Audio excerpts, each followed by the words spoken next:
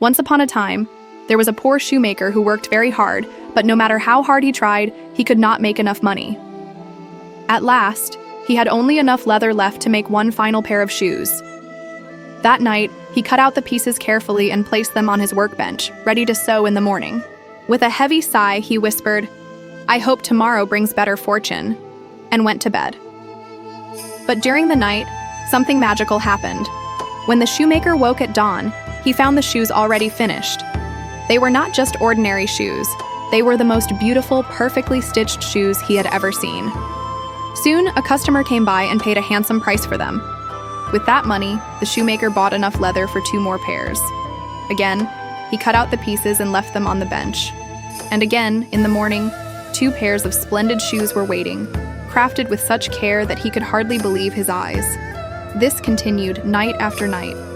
The shoemaker would prepare the leather, and by morning, the finest shoes in the land would appear.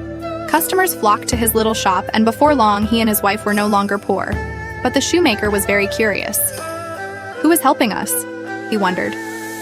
One night, he and his wife decided to stay awake and hide behind a curtain to find out.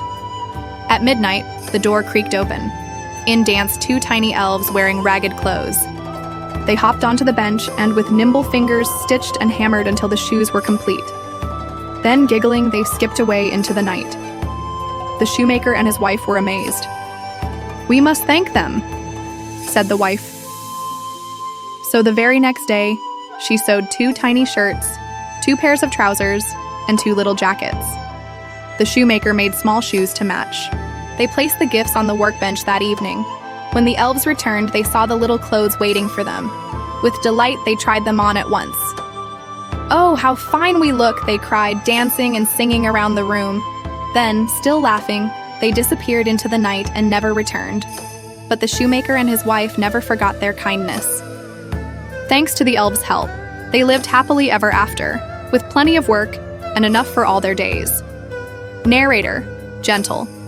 And so, the story reminds us that kindness given, whether seen or unseen, can change lives forever. The end.